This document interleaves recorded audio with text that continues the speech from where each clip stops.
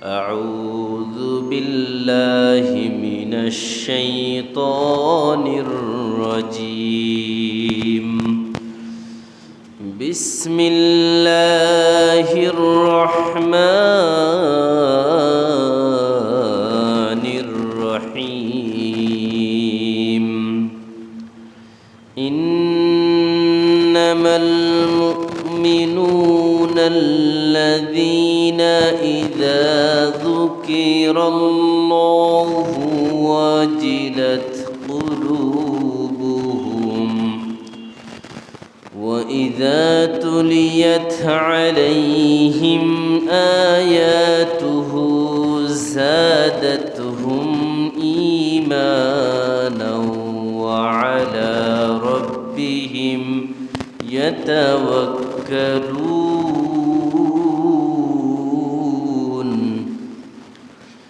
الذين يقيمون الصلاة ومما رزقناهم ينفقون أولئك هم المؤمنون حقا لهم درجات عند ربهم ومغفرة ورزق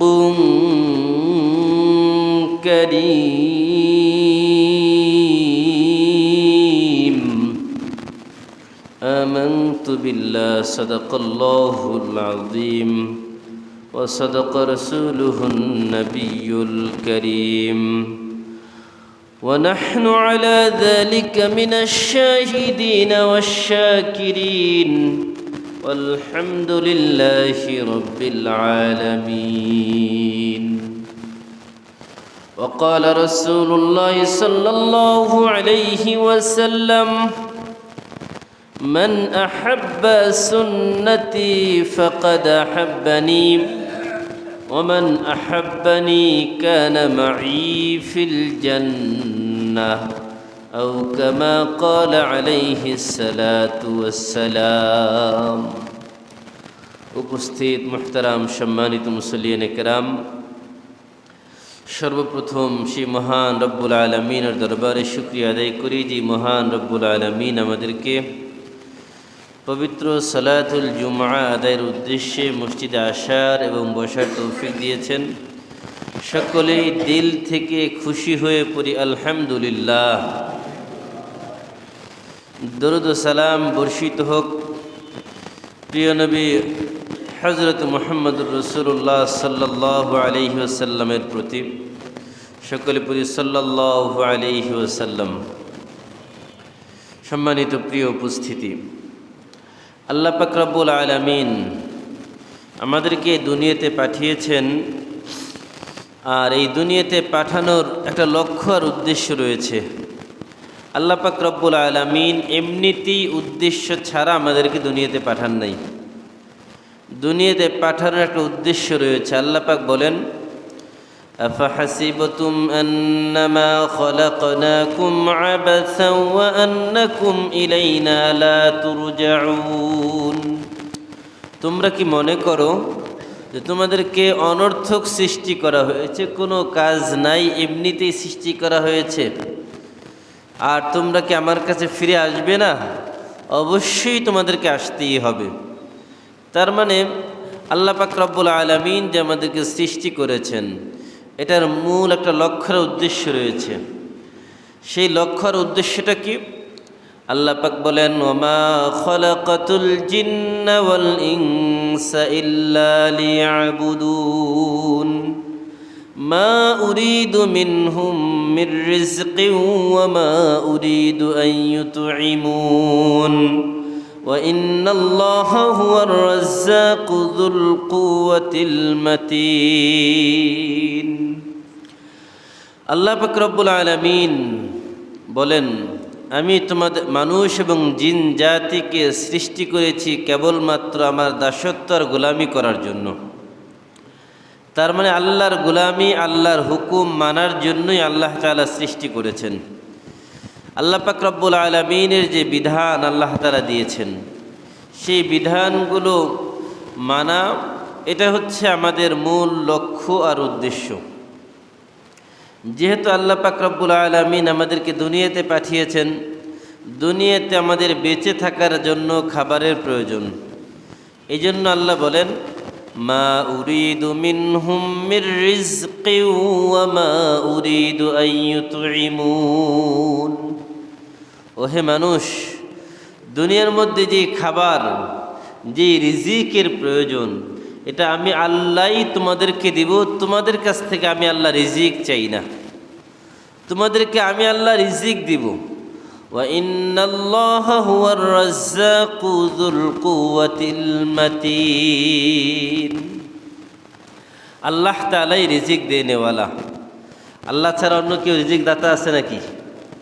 আল্লাহই বলেন, ওয়া ইন্নাল্লাহা হুয়ার রাজ্জাকু যুল কুওয়াতিল মাতিন, এবং তিনি মহাশক্তিশালী, মহাশক্তিধর। তার মতো শক্তিশালী আর কেউ নাই। তিনি সবার রিজিকের ব্যবস্থা করেন। আল্লাহ পাক রব্বুল আলামিনের যে বিধান আমাদেরকে পালন করতে হবে, এই ব্যাপারে আমি আপনাদের সামনে সূরা আনফাল আয়াত নাম্বার 2, 3, 4 এই 3টে আয়াত তেলাওয়াত করেছি। এই 3টে আয়াতকে সামনে রেখে প্রকৃত ঈমানদারের পরিচয়, আলোচনার বিষয়বস্তু হচ্ছে প্রকৃত ঈমানদারের পরিচয় তুলে ধরার চেষ্টা করব ইনশাআল্লাহু তাআলা। তা আসুন আমরা আমাদের তেলাওয়াতকৃত আয়াতের দিকে ফিরে যাই। আল্লাহ পাক রব্বুল আলামিন বলেন, ইন্নামাল মুমিনুনাল্লাযীনা ইযা যুকিরাল্লাহু ওয়াজিলাত কুলুবুহুম ওয়া ইযা তুলিয়াত আলাইহিম আয়াতুহু যাদাতহুম ঈমানা ওয়া আলা রাব্বিহিম ইয়াতাওয়াক্কালুন। আল্লাহ বলেন, প্রকৃত ঈমানদার তারাই যারা আল্লাহকে স্মরণ করলে তাদের অন্তর কেঁপে ওঠে, তাদের অন্তর প্রকম্পিত হয়, ভীত সন্ত্রস্ত হয়ে যায়। যাদের অন্তর আল্লাহর স্মরণে বিগলিত হয়, যাদের চক্ষু বেয়ে, অন্তর নরম হয়ে চক্ষু বেয়ে চোখের পানি দিয়ে পানি বের হয়, আল্লাহ বলেন ওয়াজিলাত কুলুবুহুম, প্রকৃত ঈমানদার তারাই যারা আল্লাহর স্মরণে কাঁদে।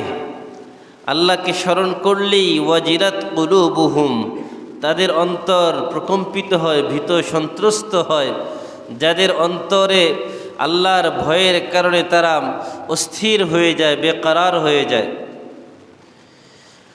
وَإِذَا تُلِيَتْ عَلَيْهِمْ آيَاتُهُ زَادَتْهُمْ إِيمَانًا। তো ঈমানদার, তার দ্বারা তো গুনাহ হবেই, মানুষ যেহেতু। যদি গুনাহ হয়ে যায় তখন কি হবে? وَالَّذِينَ إِذَا فَعَلُوا فَاحِشَةً أَوْ ظَلَمُوا أَنفُسَهُمْ ذَكَرُوا اللَّهَ فَاسْتَغْفَرُوا لِذُنُوبِهِمْ ومن يغفر الذنوب إلا الله ولم يسروا على ما فعلوا وهم يعلمون। আল্লাহ বলেন, ঈমানদার তো তারাই যারা আল্লাহর স্মরণে, যাদের অন্তর প্রকম্পিত হয়, অন্তরে ভীত সন্ত্রস্ত অবস্থা তৈরি হয়।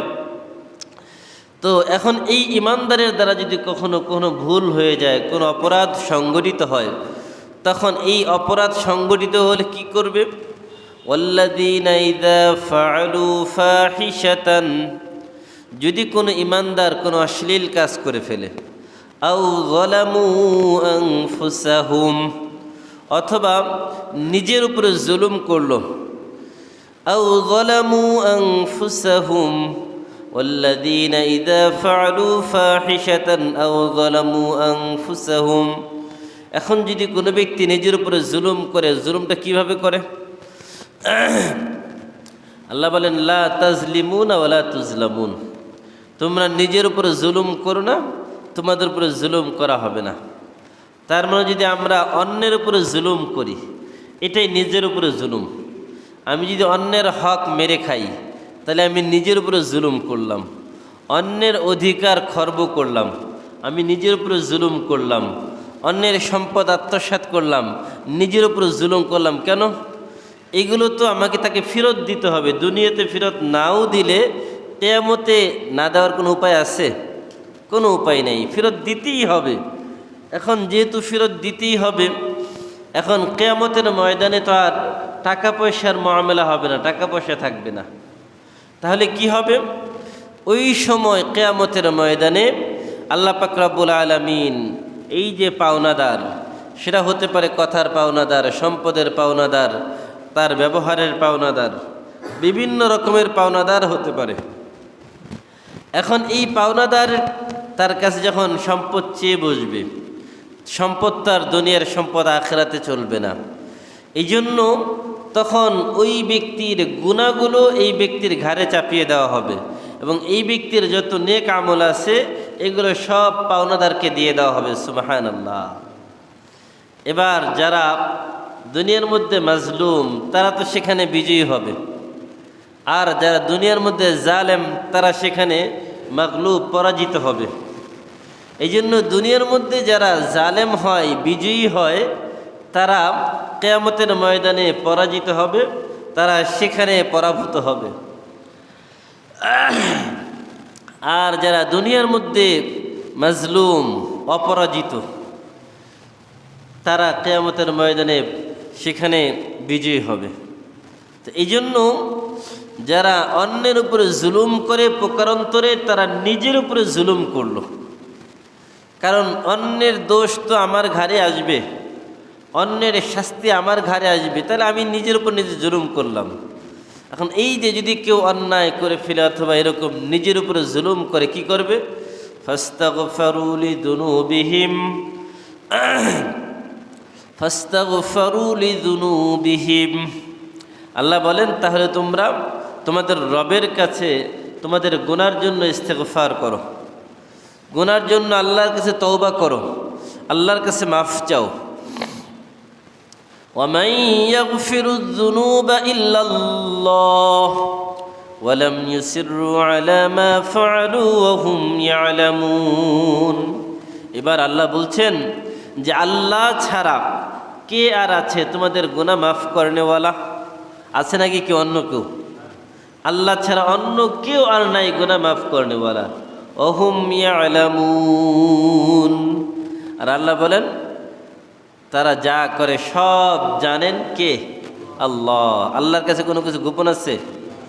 ইয়ালামু খাইনাতাল আয়ুনি ওয়া মা তুখফিস সুদূর। আল্লাহ কি জানেন? আমরা চোখ দিয়ে অনেক সময় চোখ টিপুনি দেই না, চোখের ইশারায় কাউকে রাখি না, এটাও আল্লাহ জানেন। অন্তরে যেটা গোপন করি কাউকে বলি নাই, দুনিয়ার কেউ জানে না। ওমা তুখফিস সুদূর, অন্তরে যেটা লুকায়িত সেটাও জানেন কে? আল্লাহ। এই জন্য আল্লাহর কাছে কোনো কিছু গোপন আছে?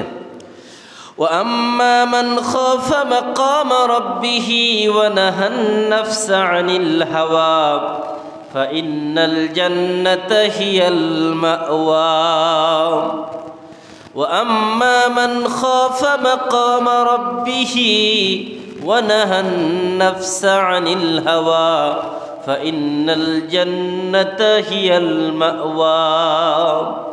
এবার আল্লাহ বলেন ওই ইমানদার যারা দুনিয়াতে গুনাহ করে ফেলেছে, এবার তার ভিতরে অন্তরে ভয় ঢুকে গেছে, ওয়াজিলাত কুলুবুহুম, যে আল্লাহ আমি তো গুনাহ করে ফেলেছি, আমার এই গুনাহ থেকে পরিত্রাণের উপায় কি? আল্লাহ বলেন যেই লোকেরা, যেই ইমানদারেরা কিয়ামতের ময়দানে আল্লাহর সামনে দণ্ডায়মান হওয়াকে ভয় করে, এই যে পাহাড় সমপরিমাণ গুনাহের বোঝা, এই পাহাড় সমপরিমাণ গুনাহের বোঝা নিয়ে আল্লাহর সামনে কিভাবে দাঁড়াবো, আমি তো লজ্জিত, অনুতপ্ত।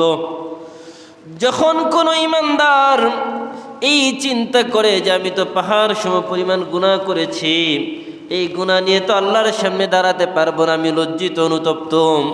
আল্লাহ বলেন ওয়া আম্মা মান খাফা মাকামা রাব্বিহি ওয়া নাহান নাফসা আনিল হাওয়া। এবং এই অনুতপ্তার লজ্জিত হয়ে আর ভবিষ্যতে ওই রকম কোনো অন্যায় করে না। ওয়ালাম ইউসিররু আলা মা ফাআলু, সে যে অন্যায় করেছে, যে অপরাধ করেছে, যে জুলুম করেছে, এই জুলুম অপরাধ অন্যায় এগুলোর প্রতি আর দ্বিতীয়বার করে না। আল্লাহকে বলে, আল্লাহ একবার অপরাধ করেছে, একবার জুলুম করেছে, একবার অন্যায় করেছি, আর অপরাধ করব না, জুলুম করব না, অন্যায় করব না।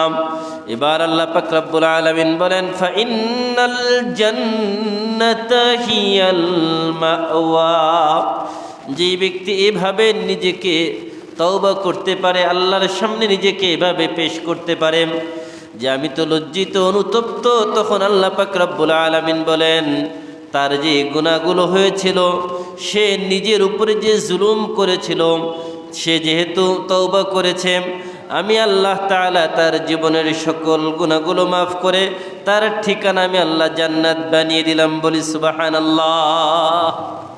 আমরা কি সেই জান্নাতে যেতে চাই সবাই? ওই জান্নাতে যাওয়ার জন্য কিছু কাজ করতে হবে।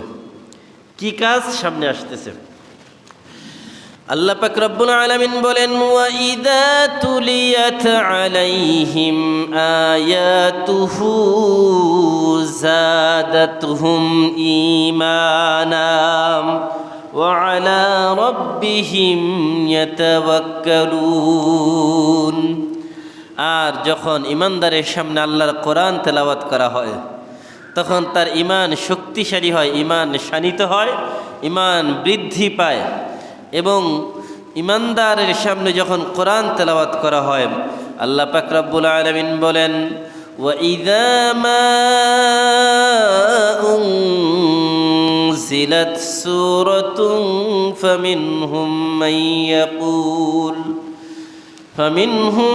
মান ইয়াকুলু আইয়ুকুম যাদাতহু হাযিহি ঈমানা فأما الذين آمنوا فزادتهم إيمانا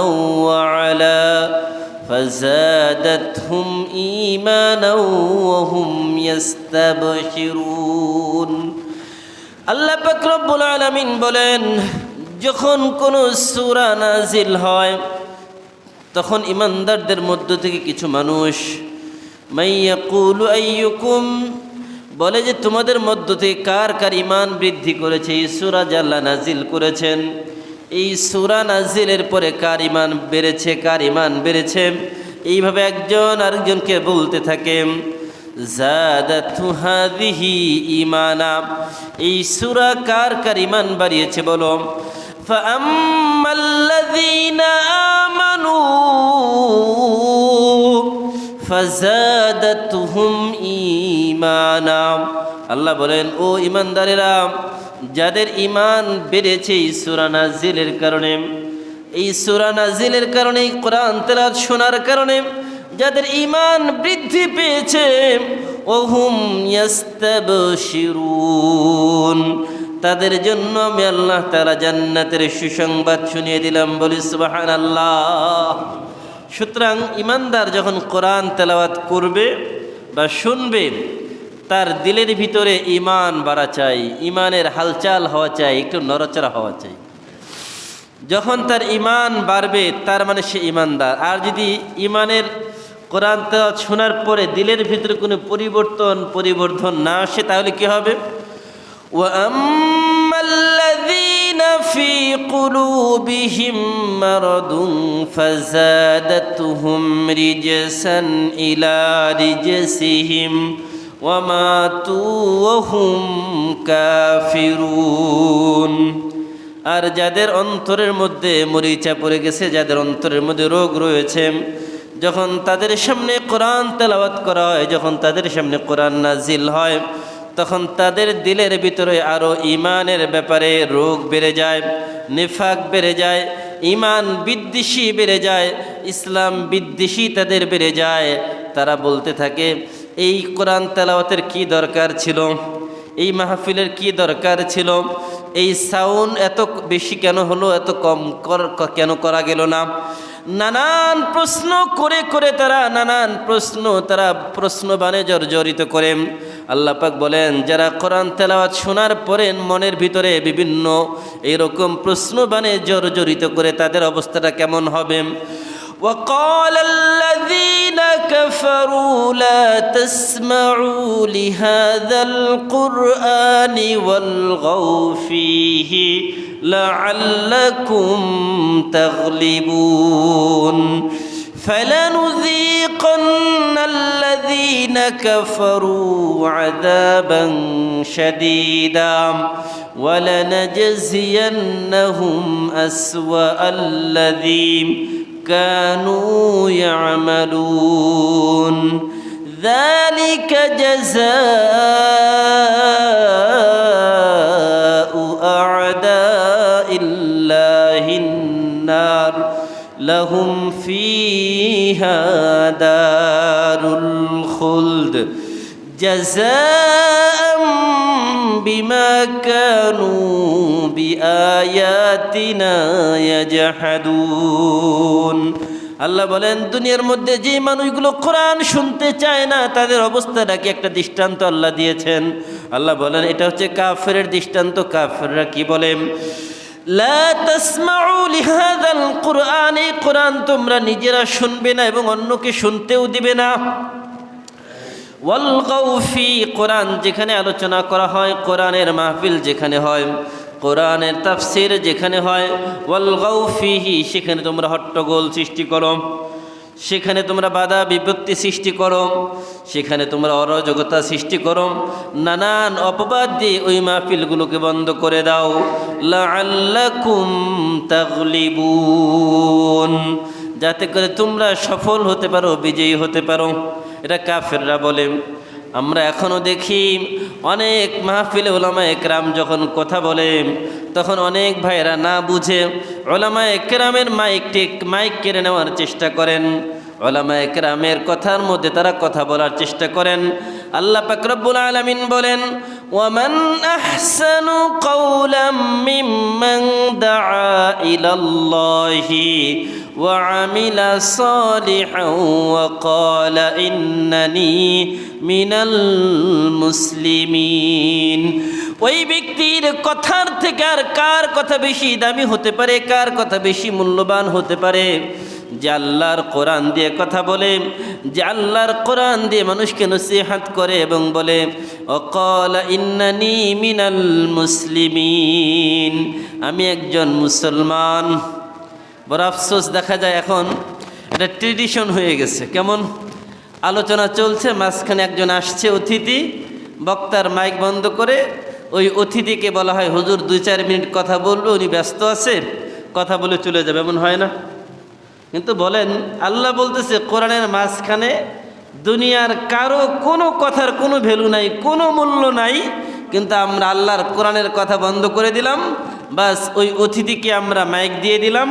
এটা কি কোরআনের সাথে অবমাননা হয় না? এখন যে অতিথিরা যান, তাদের প্রতিও আমাদের বিনয়ের সাথে আমাদের অনুরোধ, আপনারাও এটা বুঝবেন, আপনারাও তো মুসলমান। কোরআন আপনাদেরও শোনা দরকার, আমাদেরও শোনা দরকার। যারা নিচে বসে শ্রোতারা শুনে, তাদের যেমন কোরআন শোনা দরকার, যারা অতিথি হয়ে যায় তাদের মনে হয় কোরআন শোনার দরকার নেই। আছে নাকি? সবারই আছে, কিন্তু তিনারা যান অতিথি হিসাবে, আর গিয়ে মাঝখানে মাইক বন্ধ করে কোরআনের তাফসির বন্ধ করে দিয়ে বাস 2-4 কথা বলে চলে আসেন। কেন ভাই? আপনার কথা থেকে কোরআনের কথা কম মূল্যবান? তার মানে কি বক্তা যিনি কথা বলতেছেন তার থেকে আপনি খুব বেশি দামি?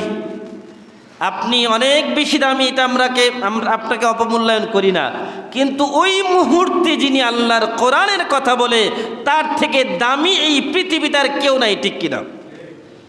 এই জন্য কখনো কোথাও আমরা এই কাজটা করব না, এটা কোরআনের সাথে অবমাননা। আল্লাহ বলে ওয়াকালা ইন্নানি মিনাল মুসলিমিন। লোকটা যেমনই হোক, লোকটা দেখতে বেটে হোক, লোকটা দেখতে কুৎসিত হোক, লোকটা দেখতে খুবই অসুন্দর হোক, কিন্তু লোকটা যদি কোরআনের কথা বলে, তাহলে তার থেকে দামি কথা আর পৃথিবীতে কারো কোনো কথা হতে পারে না। এই জন্য আমরা নিজেরা এই বিষয়ে খুব সাবধান হব। এবং যারা এটা করে তারাও সাবধান হবে, এবং যারা আয়োজক তাদেরকেও বুঝতে হবে, তাদেরকেও অতিথিদেরকে ওইভাবেই বুঝাতে হবে যে একজন আলোচকের আলোচনার মাঝখানে বন্ধ করে আপনাকে দেওয়া সম্ভব না। আপনাকে অপেক্ষা করতে হবে আলোচকের আলোচনা শেষ হওয়ার পরে আপনি বক্তব্য দিবেন। কিন্তু বড় দুঃখ আর পরিতাপের বিষয় হচ্ছে যে না, আমরা দেখি মাহফিলগুলো এখন একটা কোনো রকম একটা শো আপ হয়ে গেছে। অতিথিরা যখন ইচ্ছা যাচ্ছে তাফসির বন্ধ করে দিয়ে মাইক দিয়ে কথা বলা শুরু করে দিয়েছে। এটা কোরআনের সাথে এটা বেয়াদবি হয়, কোরআনের সাথে অবমাননা হয়। আমি যেটা বলছিলাম যে কোরআন যখন শুনবে ইমানদার, তার দিলের ভিতরে পরিবর্তন আসবে। এই জন্যই দেখবেন কোরআন তেলাওয়াত যখন হয় চোখ দিয়ে পানি বেয়ে বেয়ে গড়গড় করে পড়তে থাকে, হয় না অনেক সময়? তো এটা হচ্ছে কোরআনের প্রতি ভালোবাসা, কোরআনের প্রতি মুআজিজা। কোরআন এমন এক আল্লাহর ঐশী বাণী, আপনি যখন দিল থেকে হৃদয় থেকে পড়বেন কোরআন, তো আপনার দিলকে একদম নরম করে আল্লাহ তাআলা আপনার চোখ দিয়ে পানি বের করে দিবে। আর যদি আপনি কোরআনের প্রতি উদাসীন হন, এটা কি কখন হবে? কখনোই হবে না। যারা কোরআনের প্রতি উদাসীন তাদের ব্যাপারে আল্লাহর পাক রব্বুল আলামিনের হাবিব কিয়ামতের ময়দানে একটা মামলা করবেন। মামলার আরজিটা কি হবে? আল্লাহ পাক রব্বুল আলামিন বলেন, ওয়াকালার রাসূল ইয়া রব্বি ইন্না কওমি ইত্তাখাযু হাযাল কুরআনা মাহজুরা। ওয়াকালার রাসূল, সূরা ফুরকানের মধ্যে আল্লাহ বলেন, রাসূল বলবেন, ইয়া রব্বি, হে আমার প্রভু, ইন্না কওমি, এই আমার জাতি, ইত্তাখাযু হাযাল কুরআনা মাহজুরা, এই কোরআনকে পরিত্যাগ করেছে, কোরআনকে ছেড়ে দিয়েছে। তারা মনে করেছে কোরআন দিয়ে নামাজ চলবে, কোরআন দিয়ে রোজা হবে, কোরআন দিয়ে তো হজ হবে, কোরআন দিয়ে যাকাত হবে, কোরআন দিয়ে সাদাকা হবে, কোরআন দিয়ে সমাজ চলবে না, কোরআন দিয়ে রাষ্ট্র চলবে না। এটা ছিল তাদের চিন্তা। তারা শুধু ব্যক্তি জীবনে কোরআন পালন করেছে, সামাজিক জীবনে, পারিবারিক জীবনে, রাষ্ট্রীয় জীবনে তারা কোরআন নিজেরাও পালন করে নাই এবং পালনের চেষ্টাও করে নাই। ব্যক্তি জীবন, সামাজিক জীবন, পারিবারিক জীবন, সব ক্ষেত্রেই কোরআন মুসলমানের লাগবেই লাগবে। এর বাহিরে কোনো বিকল্প কিছু নাই। তো কেন? আল্লাহ বলেছেন, আল ইয়াউমা আকমালতু লাকুম দীনাকুম ওয়া আতমামতু আলাইকুম নি'মাতি ওয়া রাদিতু লাকুমুল ইসলাম দীনা ইন্নাদ দীনা ইনদাল্লাহিল ইসলাম। আমাদের ধর্মের নাম কি সবাই বলেন? ওয়া মান ইয়াবতাগি গায়রাল ইসলামি দীনান ফালান ইউকবালা মিন وهو في الآخرة من الخاسرين। আল্লাহ বলেন, এই ইসলাম ছাড়া যদি অন্য কোনো ধর্ম, অন্য কোনো তন্ত্র মন্ত্র, এগুলো ইজমের পিছনে কেউ দৌড়ায়, ফালাই ইউকবালা মিন, তা কশিন কালেও আল্লাহ কবুল করবেন না, গ্রহণ করবেন না। ওহুয়া ফিল আখিরাতি মিনাল খাসিরিন। এতটুকু বললে তো শেষ হয়ে যেত যে না, আল্লাহ কবুল না করুক, কাজটা করার সুযোগ আছে। কিন্তু কি বলছেন? ওহুয়া ফিল আখিরাতি মিনাল খাসিরিন। এই তন্ত্র মন্ত্র, বিভিন্ন ইজম যেগুলো রয়েছে, এগুলোর মাধ্যমে দুনিয়াবি ফায়দা আছে, দুনিয়াবি অনেক লাভ আছে। কীরকম? রাতারাতি বাড়ি গাড়ির মালিক হওয়া যায়, রাতারাতি চেয়ারের মালিক হওয়া যায়, রাতারাতি আপনি কোটিপতি হতে পারবেন, আপনার ক্ষমতা অভাব হবে না। কিন্তু আল্লাহ বলেন, ওহুয়া ফিল আখিরাতি মিনাল খাসিরিন, তারা পরকালে ক্ষতিগ্রস্ত হয়ে যাবে। কেমন ক্ষতিগ্রস্ত? যেই ক্ষতির কোনো ক্ষতিপূরণ নাই, যেই ক্ষতির কোনো ক্ষতিপূরণ নাই, এমন ক্ষতিগ্রস্ত হবে।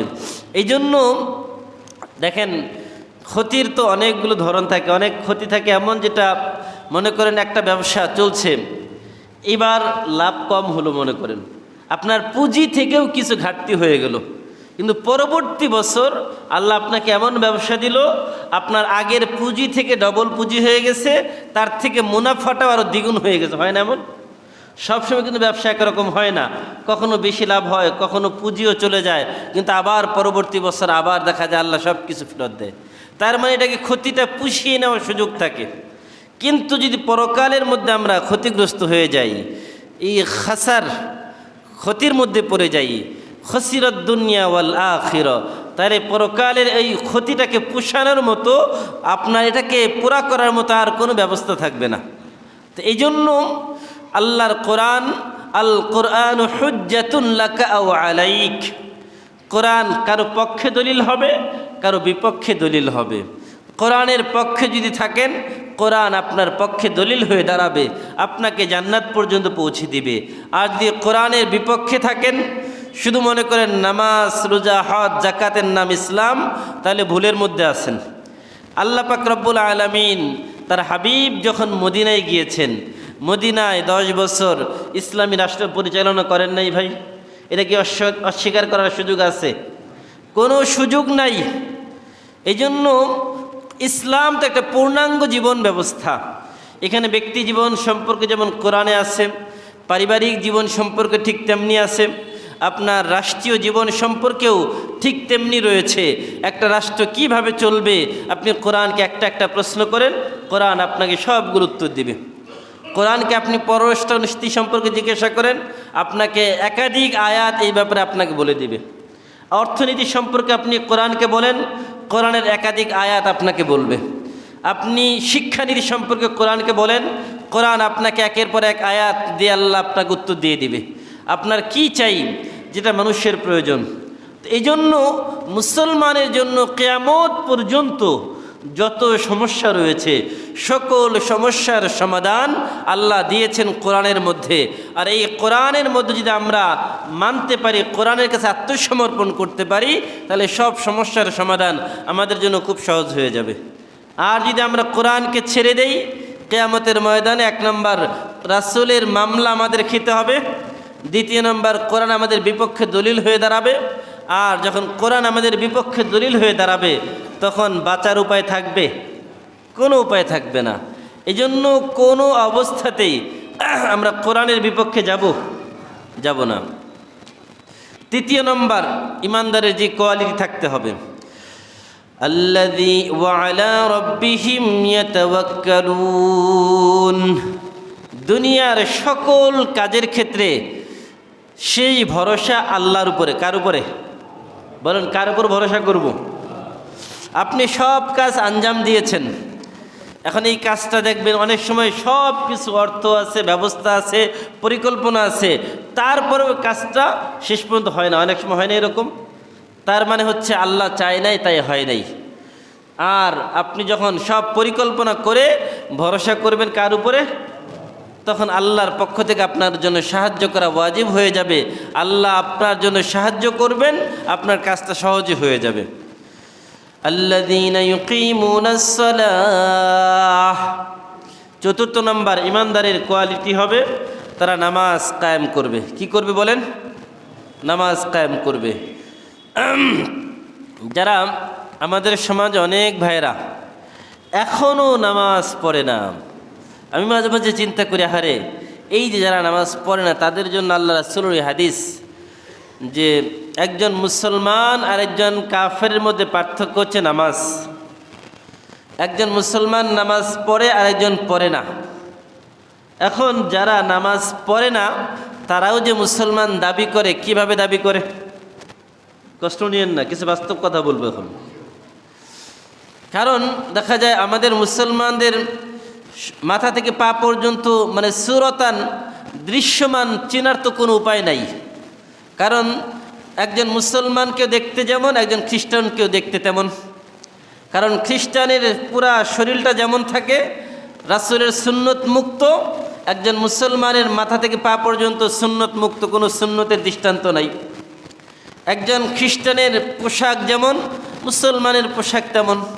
ঠিক আছে, পড়েন, কিন্তু তথাপিও যদি একজন মানুষ নামাজে আসে, বোঝা যায় যে লোকটা নামাজি, তার মানে সে মুসলমান। আর যদি নামাজ না পড়ে, বলেন ওই 2 জন মানুষের মধ্যে চেনার কোনো উপায় আছে?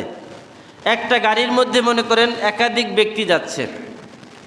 এখন এই যে একাধিক ব্যক্তি যাচ্ছে, আল্লাহ না করুক, ওই গাড়িটা মনে করেন অ্যাক্সিডেন্ট করে ফেললো। অ্যাক্সিডেন্ট করে ওই গাড়ির মধ্যে হিন্দুও আছে, খ্রিস্টানও আছে, মুসলিমও আছে। এখন সবার চেহারা তো একই রকম না। এখন যদি চেহারার মধ্যে মুসলমানের রাসূলের সুন্নত থাকে তাহলে প্রথমেই বোঝা যাবে এই লোকটা মুসলমান। এখন যদি রাসূলের সুন্নাত না থাকে তাহলে তো প্রথম বোঝার কোনো উপায় নেই। তাহলে ওই যে হিন্দু খ্রিস্টান সবাইকে এক কাতারে শোয়া দেওয়া হবে। এখন তাকে চেনার উপায় কি, যে মুসলমান না হিন্দু না খ্রিস্টান, বলেন চেনার উপায় আছে? কোনো উপায় নাই। যদি তার পকেটে নামাজি হয় একটা টুপি থাকবে, টুপি থাকলে বোঝা যাবে যে লোকটা নামাজি। যদি তাও না থাকে সর্বশেষ কি করতে হবে বলেন? তাকে চেনার জন্য অন্তত হলেও তার লজ্জা স্থানটা দেখে হয়তো বা চেনা যেতে পারে মুসলমান। কারণ খতনা তো করানো হয়েছে। তার মানে মৃত্যুর পরে তাকে চিহ্নিত করার জন্য তাকে তার কাপড় খুলে উলঙ্গ করে তাকে চিহ্নিত করা হচ্ছে। এর থেকে আর লজ্জা কি হতে পারে বলেন তো? একজন মুসলমানকে দেখেই চেনা যায় না যে সে মুসলমান। তাহলে কিয়ামতের ময়দানে কি হবে? কিয়ামতের ময়দানে আপনি দাঁড়িয়ে বলবেন আমি রাসূলের উম্মত।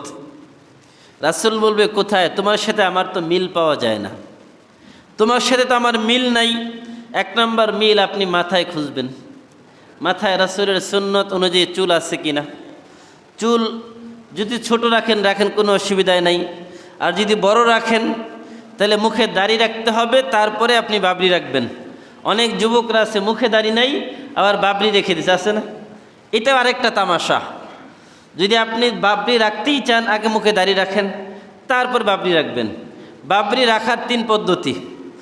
একটা হচ্ছে আপনার কান পর্যন্ত, একটা ঘাড় পর্যন্ত, একটা কাঁধ পর্যন্ত, অফরা লিম্মা জুম্মা। এই 3 পদ্ধতিতে আল্লাহ রাসূল বাবরি রেখেছেন।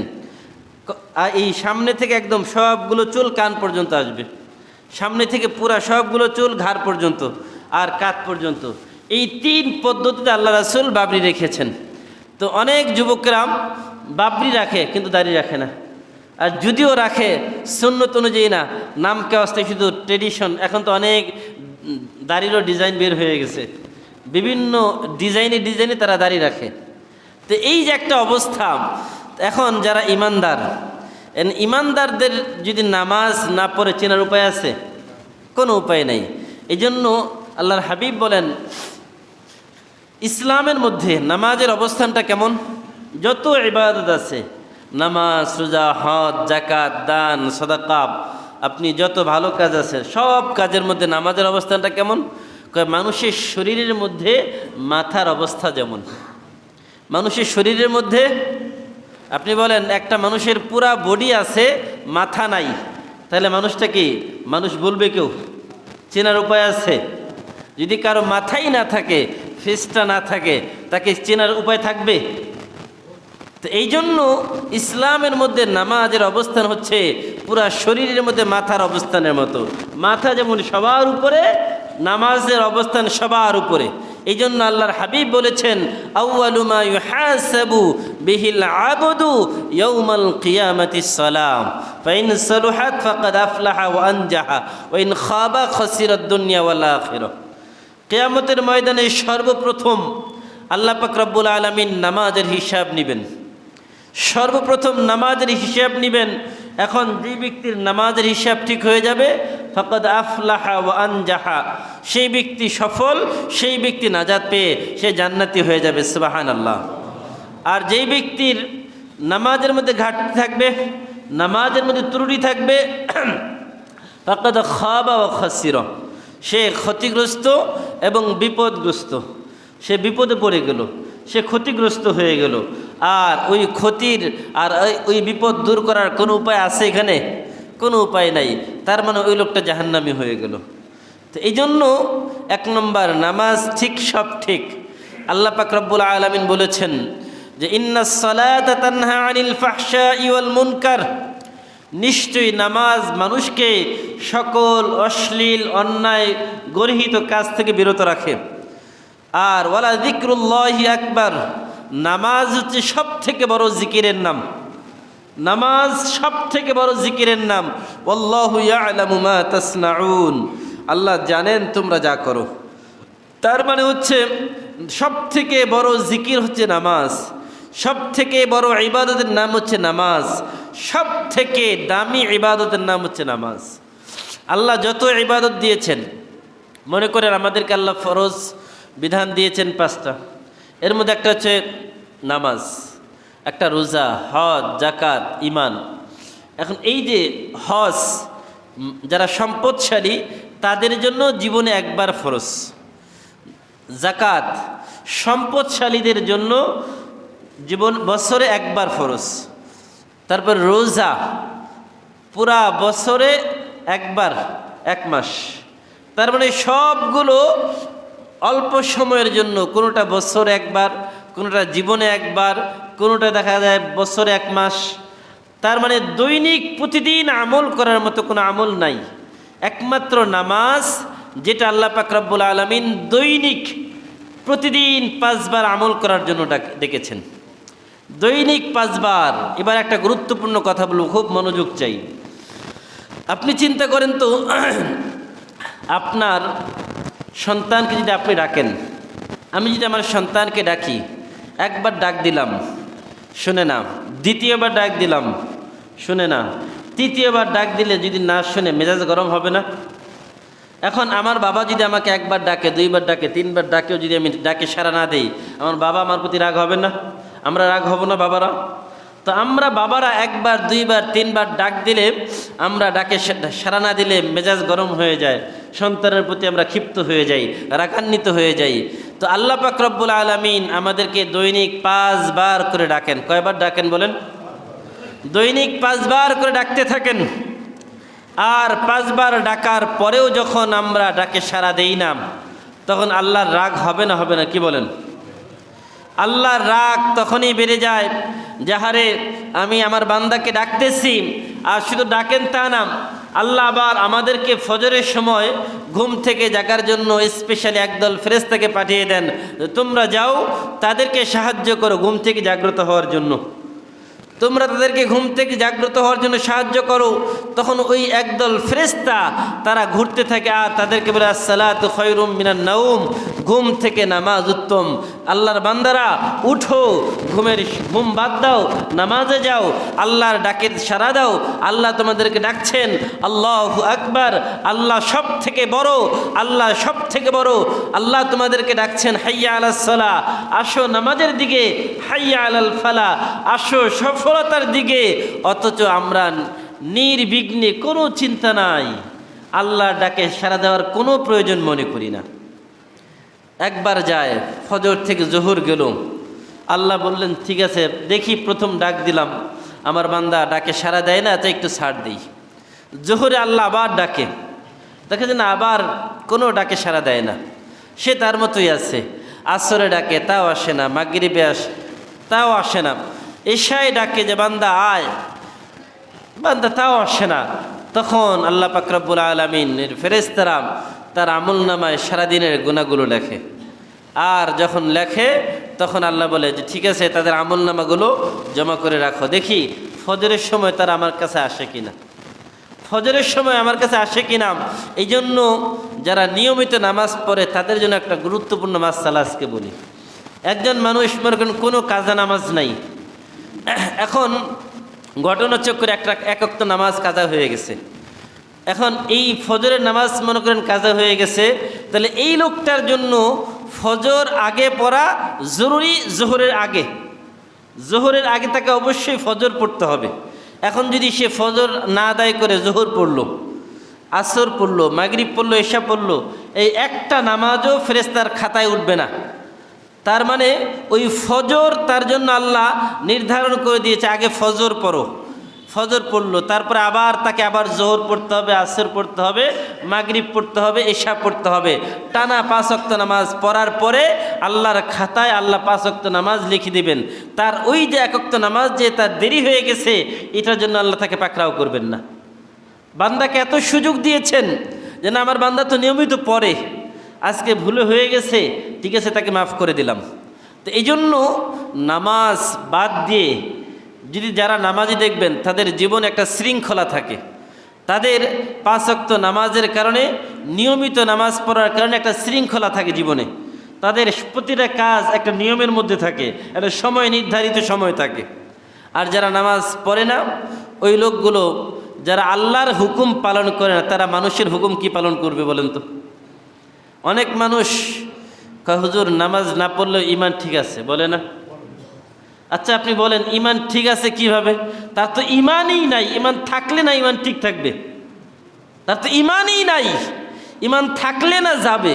এখন যার ঈমান নাই তার ঈমানটা যায় কোত্থেকে? সে তো না বেনামাজি হওয়ার কারণে তার তো ঈমান নাই, না থাকলে আবার যায় কোত্থেকে বলেন? টাকা তো নাই, টাকা না থাকলে আবার টাকা হারায় কোত্থেকে? এখন এই যে এরকম যারা এখনও কথাবার্তা বলে, আল্লাহ তাদেরকে হেদায়েত দান করুক, বলেন আমিন। আমরা অনেক ভাইরা শুধু জুমায় আসি। আল্লাহর হাবিব সাল্লাল্লাহু আলাইহি ওয়াসাল্লাম বলেন, আল জুমআতু ইলাল জুমআহ as-সালাওয়াতুল খামস, যে 5 ওয়াক্ত নামাজ যদি কেউ ফজর থেকে জোহর পর্যন্ত 1 ওয়াক্ত নামাজ বাদ দিয়ে দেয় বা এর মাঝখানে কোনো গুনাহ করে ফেলে, যখন জোহরের নামাজ আদায় করে আল্লাহ তাআলা মাঝখানের সকল গুনাহগুলো মাফ করে দেয়। সুবহানাল্লাহ। এইরকম 1 ওয়াক্ত থেকে আরেক ওয়াক্ত যদি কোনো গুনাহ হয়, আল্লাহ তার গুনাহগুলো মাফ করে দেয়। এইভাবে যদি কোনো ব্যক্তি ফজরের নামাজ জামাতের সাথে আদায় করে এবং ঈশার নামাজ জামাতের সাথে আদায় করে, ফজর আর ঈশার নামাজ যদি জামাতের সাথে আদায় করে, এই ব্যক্তি রাতের বেলা বিছানায় ঘুমিয়ে ঘুমিয়ে সারা রাত তাহাজ্জুদ নামাজের সওয়াব পাবে। সুবহানাল্লাহ। সে ঘুমাচ্ছে কিন্তু ফেরেশতারা তার আমলনামায় নামাজের সওয়াব লিখতে থাকবে। তাহলে লাভ না লস? আপনি আমি ঘুমাই কিন্তু আমাদের আমলনামায় নেকি লিখতেছে ফেরেশতারা। তাহলে ফজর আর ঈশা জামাতের সাথে আদায় করবে ইনশাআল্লাহ। ফজরে তো কাজ নাই, আছে নাকি? ফজরে মুসল্লি বেশি হওয়ার কথা। ফজরে তো কাজ নাই, জোহরে কাজ থাকে, আসরে কাজ থাকে, মাগরিবে কাজ থাকে, ঈশায় আরও অনেক বেশি কাজ থাকে, কিন্তু ফজরে তো কাজ নাই। আল্লাহর কাছে কি জবাব দিবেন বলেন? জবাব দেওয়ার কোনো সুযোগ থাকবে না। জোহরের কথা বলবেন, আল্লাহ ব্যবসায় ব্যস্ত ছিলাম, চাকরিতে ব্যস্ত ছিলাম, আল্লাহ আসরে আরও অনেক বেশি ব্যস্ত, আর মাগরিবের সময় তো কাস্টমারের চাপ, ঈশার সময় যারা আমাদের পাইকারি ব্যবসায়ী তারা আসতে যায়, টাকা পয়সার হিসাব লেনদেন এগুলো করতে করতে অনেক রাত হয়ে যায়, অনেক ক্লান্ত শরীর নিয়ে ঘুমিয়ে গেছি। আল্লাহর কাছে একটা অজুহাত দিলেন, কিন্তু ফজরের ব্যাপারে কি অজুহাত দিবেন বলেন? কোনো অজুহাত দেওয়ার সুযোগ আছে? ওই সময় কোনো কাজ আছে নাকি? কোনো কাজ নাই। কিন্তু মুসলমান ফজরেই সব থেকে মুসল্লির সংখ্যা কম না বেশি? বলেন কম না বেশি? আহা, এই জন্য আল্লাহর হাবিব বলেছেন যে বিশেষ করে শীতকালে তোমরা ফজরের নামাজটাকে বেশি বেশি পড়ো। কেন? যদি কেউ ফজরের নামাজ পড়তে পারে আল্লাহ পাক রব্বুল আলামিন তার জন্য জান্নাত কনফার্ম করে দিবে। সুবহানাল্লাহ। আমরা পড়ব তো ইনশাআল্লাহ। আজকে থেকে সবাই যে যে এলাকার আছি ওই এলাকার মসজিদে গিয়ে, কাছাকাছি যে মসজিদ আছে ওই মসজিদে গিয়ে জামাতের সাথে ফজর পড়ব ইনশাআল্লাহ। আল্লাহ তাআলা তৌফিক দান করবেন, আমিন। এই যে গুণাবলীগুলো বললাম, এগুলো করলে আল্লাহ কি ফজিলত দিবেন, আমাদেরকে কি লাভ দিবেন? এক কথায় আপনাদেরকে শুধু বলি, আল্লাহ বলেন যারা কোরআন তেলাওয়াত করবে, আল্লাহকে স্মরণ করে চোখের পানি ফেলবে এবং নামাজ কায়েম করবে, ওয়ামিম্মা রাযাকনাহুম ইউনফিকুন, আল্লাহ বলে আমি তাদেরকে যে সম্পদ দিয়েছি এখান থেকে আল্লাহ রাস্তায় ব্যয় করে। যদি এইভাবে তারা করতে পারে, উলাইকা হুমুল মুমিনুনা হাক্কা, আল্লাহ বলে এরাই হচ্ছে সত্যিকার অর্থে ইমানদার। এরাই কি বলেন? সত্যিকার অর্থে ইমানদার। আর এই যারা ইমানদার তাদের পুরস্কারটা কি? লাহুম মাগফিরা, 1 নম্বর আল্লাহ তাদের গুনাহ মাফ করে দিবে। সুবহানাল্লাহ। আপনারা খুশি হন নাই মনে হয়? আল্লাহ আমাদের সকল গুনাহগুলো যে মাফ করে দিবেন, এই সুসংবাদ শোনার পরে খুশি না বেজার? তো জোরে বলতে হবে সুবহানাল্লাহ। 2 নম্বর পুরস্কার, ও রিজকুন কারীম, সম্মানজনক, সম্মানজনক রিজিকের ব্যবস্থা করে দিবেন। কি জনক বলেন? সম্মানজনক রিজিকের ব্যবস্থা। আরেকবার বলি সুবহানাল্লাহ। 3 নম্বর,